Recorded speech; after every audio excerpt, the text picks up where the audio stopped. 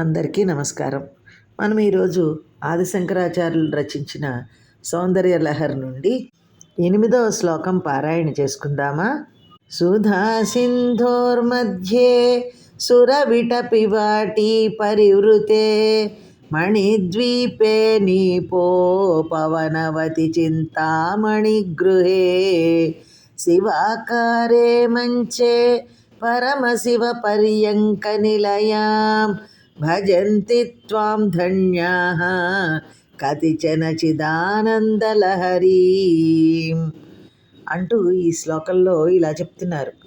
ఓ జగజ్జనని, సుధాసముద్రమునందలి మధ్యప్రదేశమునందు కల్పవృక్షముల వరసచే చుట్టబడిన మణిమయ ద్వీపమునందు కడిమి చెట్ల తోటయందు, అంటే కల్పవృక్షాలు అనేసి కదంబ వృక్షాలని కడిమి చెట్లని కూడా అంటూ ఉంటారు. ఆ కదంబ తోటయందు చింతామణులచే కట్టబడిన గృహమునందు శివాకార మంచమునందు సదాశివుని తొడను నిలయముగా కలిగి జ్ఞానానంద తరంగ రూపముగానున్న నిన్ను కృతార్థులైన ఎవరో కొందరు మాత్రమే సేవించి తరించుచున్నారు.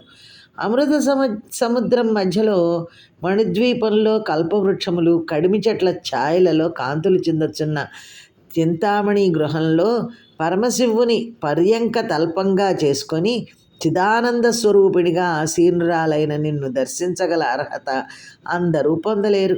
ఎంతో ధన్యులైన కొంతమంది మాత్రమే నీ నిరంతర స్మరణతో నీ దివ్య దర్శన భాగ్యమును పొందగలరు. దేవతా వృక్షాలు 5: మందారము, 2వది పారిజాతము, 3వది సంతానము, 4వది కల్పవృక్షము, 5వది హరిచందనము అనే వృక్షాలన్నమాట.